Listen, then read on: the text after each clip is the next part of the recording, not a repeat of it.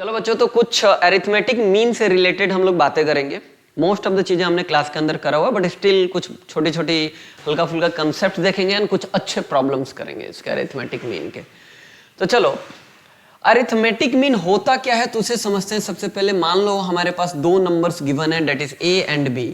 अगर इसके arithmetic mean को समझना है तो अरिथमेटिक मीन होता है a plus B by two. ठीक है, नाउ ये जो अरिथमेटिक मीन है प्लस बी बाई टू, अगर मैं कुछ इस तरह से इसे लिखूं, यहां पे a यहाँ पे b एंड समवेयर में लिख दूं इनका am, तो ये तीन नंबर्स होंगे। ये तीनों नंबर आपस में अरिथमेटिक प्रोग्रेशन में होंगे, डेट इज AP में होंगे, राइट। इन तीनों के बीच का common difference that is d, वो क्या होगा बच्चों? सेम होगा। इस बात को हमारे को माइंड में रखना है, ठीक है। तो अगर मान लो कि कभी ऐसा हमारे को मन हो गया कि एक नंबर गिवन है a एंड b, इसके बीच में दो अरिथमेटिक मीन को इंसर्ट करना है, तो आप जब दो अरिथमेटिक मीन को इंसर्ट करोगे, राइट, तो ये हो गया am1, ये हो गया am2 और यहां पे हो गया b। तो ये जो चार नंबर्स हैं वो ऑलवेज क्या होंगे? ये चारों नंबर AP में होंगे। इनके बीच का कॉमन डिफरेंस हमेशा क्या होगा? सेम होगा, that is a constant common difference. इस बात को हमेशा माइंड में रखना है, ठीक है। नाउ अगर ये बात हम लोग समझ गए तो जरा सा एक और छोटी सी बात पे हम लोग बातें करते हैं। जैसे कि अभी मैंने लिखा कि A है, यहाँ पे B है और ये एक अरिथमेटिक मीन है, ये भी एक क्या है बच्चे? अरिथमेटिक मीन है। ये चारों नंबर्स मिलके एक AP के सीक्वेंस में होंगे, ठीक है। नाउ अब इसी तरह से जैसे कि यहाँ पे दो अरिथमेटिक मीन है, ठीक है। अब यहाँ पे जैसे A2 है तो ये A2 किसके इक्वल है? ये A2 भी एक अरिथमेटिक मीन है between A1 and B। So A2 will be equals to A1 plus B by 2, right. अगर मैं आपसे पूछूं यहाँ पे A1 किसके इक्वल है, so you will write A1 is also arithmetic mean which is between A and A2। सो ये हो जाएगा A प्लस A2 बाई 2। तो इन छोटी छोटी बातों को आपको माइंड में रखना, ऑलरेडी थोड़ी बहुत बातें हमने कर रखा है, ठीक है। नाउ अगर बच्चे कोई हमारे को कह देता है कि ये A है, ये B है, इनके बीच में n अरिथमेटिक मीन्स इंसर्टेड हैं। n अरिथमेटिक मीन्स क्या है? इंसर्टेड हैं, राइट। तो एक बात को हमेशा समझना है कि अगर अब ये n अरिथमेटिक मीन तो मैंने इंसर्ट कर दिया, तो n अरिथमेटिक मीन इंसर्ट करा तो ये ऑलवेज इसे ट्रीट करो कि हमारा फर्स्ट टर्म है AP का। ये जो A1 है इसे हम लोग सेकेंड टर्म बोलेंगे, ये हमारा थर्ड टर्म हो जाएगा, ये हमारा फोर्थ टर्म हो जाएगा, ये n है। ध्यान से देखो, एक एक्स्ट्रा है। अरिथमेटिक मीन पहला वाला जो था वो T2 था, सेकेंड अरिथमेटिक मीन T3 था, तो nth अरिथमेटिक मीन क्या होगा? Tn प्लस 1 होगा, और जो सबसे लास्ट टर्म यहाँ पे B है वो होगा Tn प्लस 2। तो इन बात को जरा सा हमारे को ध्यान में रखना है। इसी तरह से अगर इसके हमारे को कॉमन डिफरेंस को समझना है, मान लो एक नंबर है A, यहाँ पे एक नंबर है B, हमने इसके अंदर में अटैच कर दिया n arithmetic mean, n arithmetic mean, right. हमने अटैच किया n अरिथमेटिक मीन। तो देखो ये कौन सा टर्म है? First term. ये कौन सा टर्म है? Second term. ये थर्ड टर्म। ये कौन सा टर्म है? Fourth term. ये कौन सा टर्म है? Fifth term. ये है Tn प्लस 1th टर्म, ये हो जाएगा Tn प्लस 2th टर्म। ये हमारे को इतने टर्म्स इस तरह से हम लिख सकते हैं, ये सीक्वेंस AP में होगा। नाउ अब बच्चे अगर किसी ने कह दिया कि इसका डायरेक्टली हमारे को कॉमन डिफरेंस बताओ, तो बहुत ही इजी होता है। कैसे? तो समझेंगे। अब देखो n प्लस 2th टर्म क्या है? B। तो आप हमेशा क्या लिखेंगे इसको? B equals to, right, B equals to A plus n plus 2 minus 1 D। Compare करो इसे। आप कैसे कंपेयर करोगे कि Tn इक्वल्स टू क्या होता है? A plus n minus of 1 D। ये तो Tn प्लस 2 है, राइट, Tn प्लस 2 है, तो A प्लस n माइनस 1, तो n प्लस 2 माइनस 1 D। तो ऐसा अगर मैंने लिख दिया तो ये क्या हो जाएगा? B minus A equals to n plus 1 D, right. तो यहां पे क्या हो जाएगा? B minus A divided by n plus 1 equals to D। तो इस बात को हम क्या रखेंगे? याद रखेंगे कि किसी भी अगर हमारे किसी भी अगर दो नंबर्स के बीच में अगर n अरिथमेटिक मीन इंसर्टेड हैं तो उनका कॉमन डिफरेंस जो आएगा वो directly B minus A divided by n plus 1 के फॉर्म में आएगा। इतनी समझदारी तो पक्का हमारे पास है ही, ठीक है ना। तो अब इन्हीं छोटी छोटी बातों को यूज करते हुए हम लोग कुछ अच्छे 4 या 5 क्वेश्चंस को करेंगे, ठीक है ना। चलो सबसे आसान सा क्वेश्चन है ये वाला, यहां पे कह रहा है कि इंसर्ट 3am बिटवीन 3 and 19। कुछ भी ज्यादा नहीं सोचना है, 3 लिखो यहां पे, 19 लिखो यहां पे। कितने अरिथमेटिक में इंसर्ट करना है? 3। तो a1 a2 a3। बहुत इजीली मैंने इन बातों को लिख दिया। जैसे इस बातों को आपने लिखा, इसे बोलो t1, इसे बोलो t2, इसे बोलो t3, ये है हमारा t4, ये क्या हो गया t5। नाउ अब हमारे को a1 a2 a3 की वैल्यूज को फाइंड करना है। जैसे आपने अरिथमेटिक मीन को यहां पे इंसर्ट किया, ये पूरा का पूरा एक अरिथमेटिक प्रोग्रेशन का सीरीज हो गया, राइट। नाउ अब हम लोग क्या करेंगे, इसको सॉल्व करने के लिए हमारे को पता है कि t1 3 है, t5 क्या है 19 है, so t5 equals to 19, so we can write t5 equals to a plus 5 minus 1 d, ठीक है ना। तो हमने ये बात यहां पे लिख दिया, तो बता दो ये कितना हो गया, 19 माइनस 3 इज 16, ये हो गया 4d, यानी d की वैल्यू कितना हो गया 4। अब d की वैल्यू जैसे ही 4 हुआ बच्चे, तो यहां पे 3 प्लस 4 करो, कितना हो गया 7, 7 प्लस 4 11, 11 प्लस 4 15 19, ठीक है। तो ये हमारा क्या आ गया, 3 अरिथमेटिक मीन बहुत इजीली क्या हो गया, इंसर्ट हो गया। उनको ना एपी की तरह ट्रीट करो, ऐसे t1 t2 t3 t4 t5 लिखो, ऐसे बहुत इजीली क्या हो जाएगा, क्वेश्चन सॉल्व हो जाएंगे, ठीक है। नाउ यहां तक पहुंच गए, नेक्स्ट क्वेश्चन पे आते हैं। नेक्स्ट क्वेश्चन कहता है कि if n AMs are inserted between 20 and 80 such that their ratio of first mean to the last mean is 1:3, find the value of n। चलो जी, अब ये क्वेश्चन कुछ इस तरह से कह रहा है कि कितने हमारे पास नंबर कौन कौन से हैं, पहले मैं उसे लिख लेता हूं। एक नंबर बोल रहा है 20, दूसरा बोल रहा है 80, ग्रेट। उसके बाद n AMs आर इंसर्टेड, मैं लिख देता हूं a1 a2, ठीक है, फिर है a3, फिर है a4 dot dot dot dot, last में लिख दिया मैंने an, ठीक है, और यहां पे आ गया 80। नाउ कहता है कि first mean to the last mean, first mean क्या है हमारा a1, लास्ट मीन क्या है an, कौन से रेशियो में है 1:3, ठीक है। Now find the value of n। अब हमारे को n की वैल्यू निकालना है, हमारे को n की वैल्यू निकालना है। तो बहुत मतलब टोटल ऐसा पूछ रहा है कि कितने नंबर ऑफ अरिथमेटिक मीन इसमें इंसर्टेड है, n अरिथमेटिक मीन है, n की वैल्यू निकालनी है। तो बहुत इजीली हम इसे सोच सकते हैं, पहले तो आपको खुद ही ट्राई करो इसे, राइट, एंड देन आप हमारे पास आएंगे। नाउ चलो बच्चे, अब मैं मानता हूं कि आपने ट्राई जरूर करा होगा। नाउ a1 बाई an क्या है 1/3। अब जरा सा ध्यान से सोचो, राइट, ध्यान से सोचो, ये हमारा कौन सा टर्म है, अब तो ये AP बन गया, a1 सॉरी टर्म 1 है, टर्म 2 है, टर्म 3 है, ये क्या हो गया टर्म 4 हो गया, ये क्या हो गया टर्म 5 हो गया, ये हो गया टर्म n+1, ये हो गया टर्म n+2। नाउ अब एक छोटी सी बात को समझते हैं, हमारे को बोला हुआ है an divided by an equals to 1/3। Now a1 है क्या हमारा, a1 है बच्चे टर्म 2, और an है क्या term n+1, and this is equals to 1/3। कितना इजी हमने इस n इंसर्टेड am को हमने AP में ड्रैग करके ला दिया। अब AP में जैसे ही हमने ड्रैग करके लाया, तो अब एक छोटी सी बात को समझेंगे, T2 हमारे को ये दिख रहा है, ये Tn+1 दिख रहा है, 1/3 दिख रहा है, तो अब हम करेंगे क्या इसमें, राइट। तो अब हमारे को करने के लिए मैं इसमें क्या लिख सकता हूं, T2 equals to a plus D, a की वैल्यू कितनी है 20, राइट, d मुझे नहीं पता, d रख देता हूं, ठीक है। Tn+1 है, तो मैं क्या करूंगा a प्लस n+1 माइनस 1, यानी n d equals to 1/3। Cross multiply करके सॉल्व करता हूं, क्रॉस मल्टीप्लाई करा तो 60 प्लस कितना हो गया 3d, ये कितना हो गया 20 प्लस nd। ना अच्छा, अब हमारे को यहां पे कितने वेरिएबल्स मिल गए, 2 वेरिएबल मिल गए। इसका मतलब है कि अब ये तो इक्वेशन सॉल्व होने से रहा, अब ये इक्वेशन तो सॉल्व हमसे नहीं होगा। अब नहीं होगा तो अब हम क्या करेंगे, चलो जी अब कुछ और इक्वेशन को ढूंढने की कोशिश करते हैं।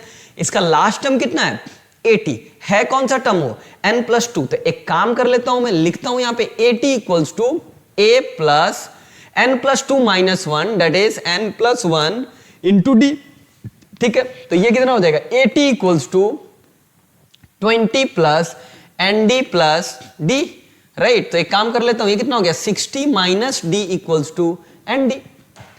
तो मुझे ऐसे ही जानबूझ के मैंने एन डी की वैल्यू निकाल लिया, वही एन डी की वैल्यू मैं कहां पे सब्स्टिट्यूट कर दूंगा, यहां पे। तो n into D equals to 60 minus D. तो नाउ अब मैं एक काम कर लेता हूं, इस इक्वेशन में सब्स्टिट्यूट कर देता हूं, 60 plus 3d equals to 20 plus 60 minus D, ठीक है। तो ये वैल्यू मैंने इंसर्ट कर दिया यहां पे। नाउ अब ये जैसे ही मैंने ये इंसर्ट किया तो ये देखो ये कितना हो गया, 60 प्लस 20 कितना होता है 80, ठीक है। तो ये हो गया 60 plus 3d equals to 80 minus D, ठीक है। नाउ मैं इसको इस साइड पे लाता हूं तो ये कितना हो गया -20 equals to -4d, right. Calculation mistake नहीं होनी चाहिए, माइनस माइनस कैंसिल, d की वैल्यू कितना हो गया 5। और जैसे ही बच्चे d की वैल्यू मुझे 5 मिला तो अब हम लोग n की वैल्यू निकाल सकते हैं। कैसे? तो किसी भी एक इक्वेशन में उठाओ और इस d की वैल्यू को क्या कर दो, पुट कर दो। यहां पे देखो, जैसे कि d की वैल्यू क्या है 5, तो यहां पे मैंने क्या लिख दिया 55, 60 माइनस 5 is 55, n इंटू 5। तो नाउ n की वैल्यू कितना आ गया यहाँ पे, सीधा सीधा n इक्वल्स टू 11। तो n की वैल्यू आ गया 11। मैंने इस इक्वेशन में पुट करा, इस इक्वेशन में पुट कर दिया, d की वैल्यू आ गया। कुछ भी ज्यादा सोचने की जरूरत नहीं पड़ा और बहुत ही इजीली अपने आंसर्स मिल गए। तो आप एक बार इन्हें देख सकते हो ध्यान से, ठीक है। मैं मानता हूं देख लिया होगा। नेक्स्ट क्वेश्चन को एक बार रीड करो जरा सब एंड ट्राई भी करो। Between 1 and 31 are inserted. Between 1 and 31 are inserted m arithmetic mean so that the ratio of 7th and m minus 1th mean is 5:9. Find the value of m. Now, पहले तो यहां पे मैंने लिखा 1, यहां पे लिखा मैंने 31, उसके बाद कितने m इंसर्टेड है m am, तो a1 a2 dot dot dot am, ठीक है ना। उसने एक और बात को बोला m माइनस 1 है, तो मैं यहां पे एक काम कर देता हूं dot dot dot a m minus 1 comma a m। ये हो गया कि नहीं हो गया। नाउ अब ये क्या है, this one is t1, this one is t2 t3। यहां पे ध्यान देंगे ये tm माइनस 1 है, तो मैं इसे क्या लिखूंगा tm। ये हो जाएगा tm प्लस 1 और ये हो जाएगा tm प्लस 2। समझ गए होंगे, ठीक है। अब मैंने इसे बहुत सिंप्लिसिटी में अरिथमेटिक प्रोग्रेशन के टर्म्स में चेंज कर दिया। और जैसे ही मैंने इसे अरिथमेटिक प्रोग्रेशन के टर्म्स में चेंज करा तो अब जो क्वेश्चन कहता है उसको मैं फॉलो कर लूंगा। कहता है 7th term and m minus 1th mean right is 5:9। तो 7th टर्म इसका मतलब है, सॉरी वो कह रहा है 7th mean, ध्यान रखेंगे 7th and m minus 1th mean। तो 7th mean तो मैं यहां लिखता हूं a7, ठीक है, और यहां पे लिखता हूं am minus 1। ये इनका रेशियो क्या है 5:9। अब बहुत ही ध्यान से काम करना है। 7th mean है, सेकंड मीन क्या था t3, यानी 7th mean क्या होगा t8, राइट। तो यहां पे मैं लिख देता हूं t8। m minus 1th mean कौन सा टर्म होगा tm, तो मैंने लिख दिया यहां पे tm है क्या 5/9। फिर से इसे सॉल्व करते हैं। t8 होगा क्या a plus right 7d divided by, ये बताओ a plus m minus 1d equals to 5/9। इसे मैं सॉल्व करता हूं, 9 प्लस 63d, ये हो गया 5 प्लस 5md माइनस 5d, ठीक है। यहां तक मैं पहुंच चुका, बहुत इजीली पहुंचा, ठीक है। नाउ अब इसे थोड़ा और सॉल्व कर लेता हूं। यहां पे ये गया कितना आ गया 4, इस साइड आया तो ये कितना हो गया 68d इक्वल्स टू 5md। चलो md लास्ट क्वेश्चन में आया था तो अभी भी मैं md के टर्म्स में लाने की कोशिश करूंगा। नाउ हमारे को पता है tm प्लस 2 कितना है 31। अगर tm प्लस 2 31 है तो एक छोटा सा काम कर लेता हूं बच्चे, 31 equals to a plus m plus 1d। d की वैल्यू कितनी होती है नहीं पता मुझे, तो d की वैल्यू d है, तो 31 माइनस 1 कितना हो गया 30। नाउ md प्लस d, तो ये हो गया 30 minus d equals to md। ओहो ठीक, ये वैल्यू आ गया। नाउ लेट अस सी, अब एक बात यहां पे बोल रहा है 5md इक्वल्स टू दिस, तो यहां से हम md की वैल्यू उठा करके यहां पे क्या कर देते हैं, पुट कर देते हैं, कोई दिक्कत की बात नहीं है। नाउ अब मैं इसमें पुट करूंगा तो ये क्या हो जाएगा, 4 plus 68d equals to 5 into 30 minus D, तो ये मैंने कर दिया। नाउ अभी समझते हैं, ये हो गया 4 plus 68d equals to 150 minus 5d, ठीक है। नाउ इसे इस साइड पे लाया तो 73d, इधर ले गया, ये हो गया 146, d की वैल्यू कितना हो गया 2।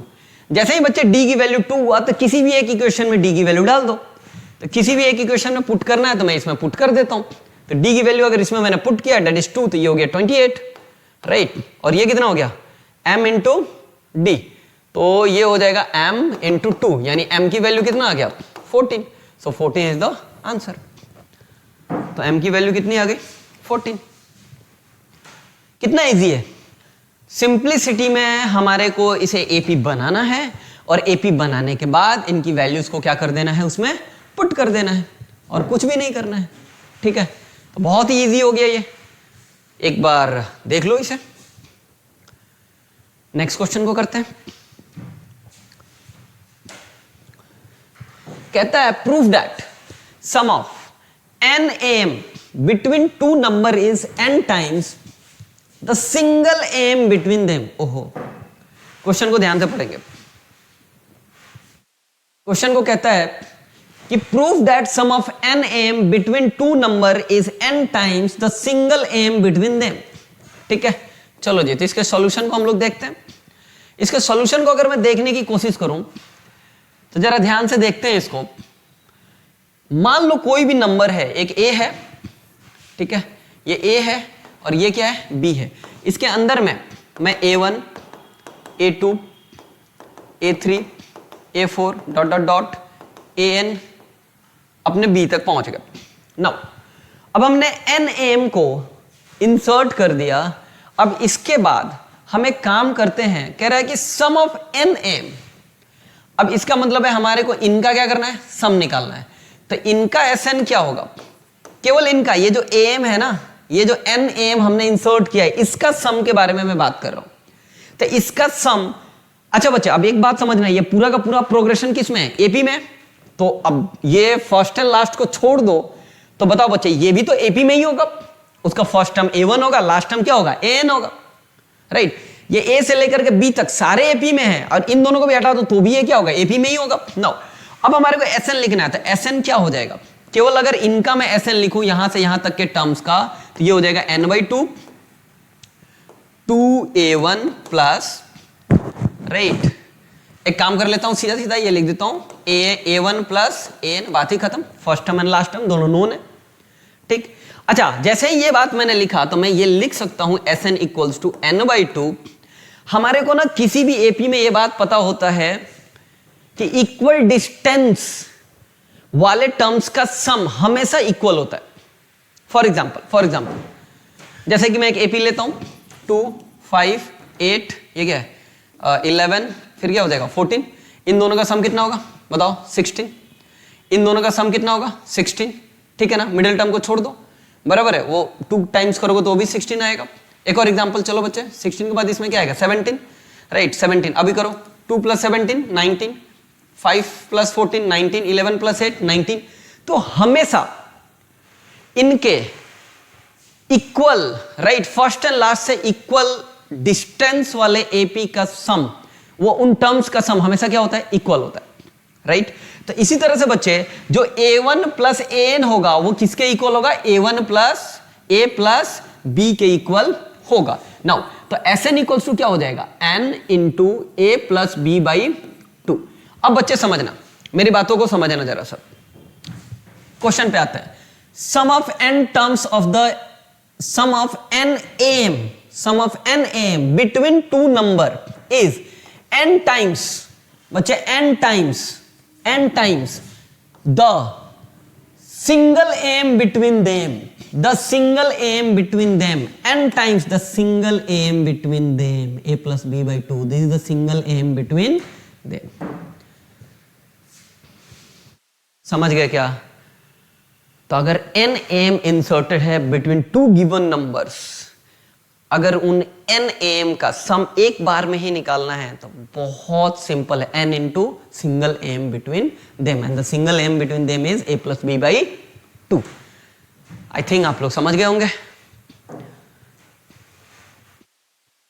कुछ भी ऐसा नहीं था इसमें जो कि बहुत डिफिकल्ट हो।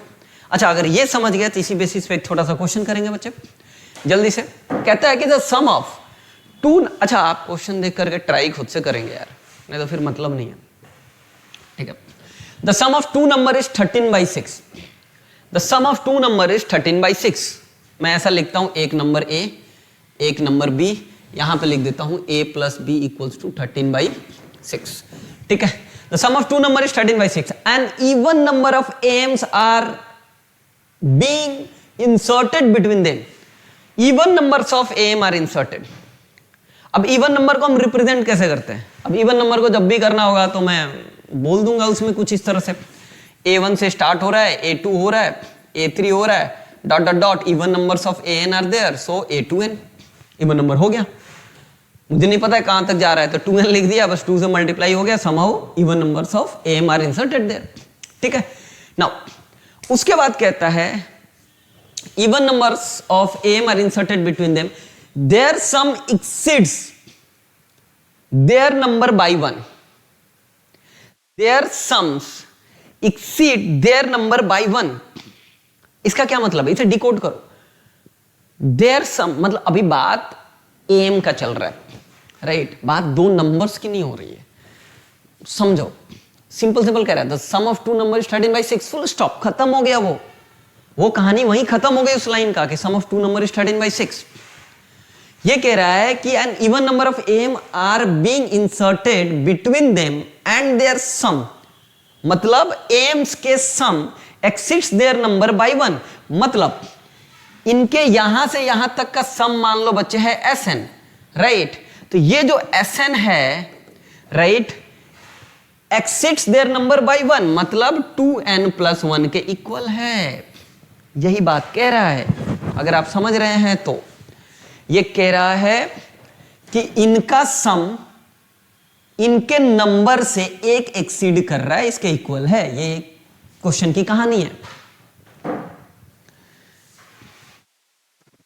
मैं समझ रहा हूं कि आप शायद समझ पा रहे होंगे इन बातों को। अब जैसे आप इन बातों को समझ गए, क्वेश्चन बहुत इजी हो गया, राइट। अब सोचो, आपको इनके एम्स के बीच का क्या करना है, सम निकालना है। तो अभी हमने क्या सुना, अभी हमने क्या सीखा था लास्ट स्लाइड में? हमने ये सीखा था कि n टाइम्स जितने नंबर ऑफ टर्म्स हैं उसका सिंगल एम, जितने नंबर ऑफ टर्म्स हैं, कितने नंबर ऑफ टर्म्स हैं, 2n टर्म्स है, and then the single AM between the two end वाला जो नंबर्स है उनके। तो टू नंबर्स एंड वाला कौन कौन सा है, यहां पे a एंड b है, तो a plus b and the single AM, हमारे को यही निकालना था। और ये किसके इक्वल है, 2n + 1 के इक्वल है।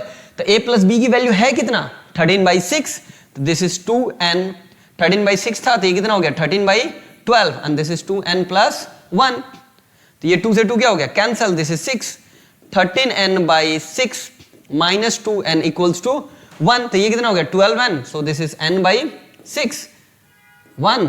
तो यहां पे n की वैल्यू कितना आ गया, n की वैल्यू आ गया 6। तो टोटल नंबर ऑफ एम्स कितने इंसर्टेड थे, तो 2n एम्स इंसर्टेड थे, तो 2n की वैल्यू कितना हो गया 12 इज आंसर, बात खत्म।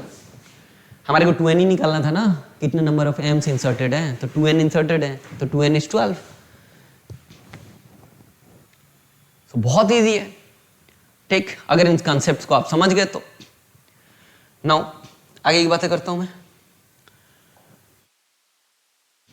कहता है if 11 AMs are inserted between 28 and 10, ठीक है, find the number of integral AM. चलो भाई इसको समझने की कोशिश करते हैं। 28 है पहला नंबर, दूसरा नंबर क्या है जी 10 है। कितने एम्स इंसर्ट हुए हैं 11, a1 a2 a3 dot dot dot a11, ठीक है जी। नाउ तो ये हमारा क्या हो गया t1, ये क्या हो गया t2, ये क्या हो गया t3 t4 t12 एंड ये कितना हो गया t13। ठीक है। नाउ अब ये पूछ रहा है कि जितने भी 11 एम्स इंसर्टेड हैं इसमें से कितने इंटीजर्स हैं। अब चलो भाई हम लोग काउंट कर लेते हैं इसमें कितने इंटीजर्स हैं। काउंट करने की पहले कोशिश करेंगे, एक काम कर लेते हैं। सबसे पहले हमारे को तो T1 पता है, T13 पता है। हम सबसे पहले एक D की वैल्यू निकाल लेते हैं। D की वैल्यू निकालना बहुत ही ईजी है। D की वैल्यू हम फॉर्मूला से भी निकाल सकते हैं। सबसे पहली स्लाइड में हमने फॉर्मूला क्या देखा था? सबसे पहली स्लाइड में अगर हम फॉर्मूला देखें तो देखो हमने D equals to B minus A divided by n+1 किया था, ठीक है। सो हम लोग यहां पे डायरेक्टली कह देते हैं D इक्वल्स टू क्या हो जाएगा, B minus A divided by n+1, ठीक है। तो हमारा ये क्या निकल जाएगा, तो अब यहां पे D की वैल्यू देखो बच्चे, B की वैल्यू कितनी है 10, A की वैल्यू कितनी है 28, N की वैल्यू कितनी है 11, 11 + 1 कितना होता है 12, ठीक है। सो D इक्वल्स टू क्या हो गया -18/12 इक्वल्स टू कितना हो गया -6 से डिवाइड कर दो -3/2। अच्छा अगर आपको D ऐसे नहीं निकालना है तो आप ऐसे भी निकाल सकते हो। लो भाई T13 इक्वल्स टू क्या है 10 है, राइट। तो T13 क्या होगा A + 12D इक्वल्स टू कितना 10, A की वैल्यू कितनी है 28 + 12D इक्वल्स टू 10, तो 12D इक्वल्स टू क्या हो जाएगा -18, D की वैल्यू क्या हो जाएगा -18 डिवाइडेड बाई 12, सो -3/2 आ गया यहाँ पे D की वैल्यू। और जैसे ही ये D की वैल्यू आ गया -3/2, ठीक है ना, तो अब मैं क्या कर सकता हूं, मुझे निकालना क्या, find the number of integral AM, ठीक है। तो अब number of integral AM find करना है तो मैं एक काम करता हूं, Tn को लिख देता हूं। Tn क्या है हमारा a प्लस n-1 D की वैल्यू कितनी है -3/2। नाउ अब ये तो इंटीजर है, अगर ये इंटीजर आ गया तो Tn हमेशा क्या हो जाएगा इंटीजर हो जाएगा, समझ गया क्या। तो Tn हमेशा इंटीजर होगा। नाउ अब एक बात को समझते हैं जरा सा कि यहां पे जो n है इस यहां पे n-1 मल्टीप्लाइड बाई -3/2 है, तो इसको समझने की कोशिश करो। ये तो इंटीजर आ गया, अब इसे कैसे भी इंटीजर लाना है। तो यहां पे अगर n की वैल्यू मैंने 1 रख दिया तो ये तो 0 हो जाएगा, और 0 हो गया तो फर्स्ट टर्म ही आ जाएगा। अब हमारे को तो एम के बारे में बताना है ना, तो एम हमारा क्या है T2 से लेकर के T12 तक है। अरे हमारे एम वाले टर्म्स क्या है T2 से लेकर के 12 तक है, यानी n की वैल्यू 2 से लेकर के हमारा n की वैल्यू 12 तक है, ठीक। तो अब एक छोटी सी बात को समझो बच्चे कि n की वैल्यू अगर मैं यहां पे 2 रखूंगा तो ये तो ऑड हो गया, ऑड हो गया तो 2 से वो कट होगा नहीं, राइट।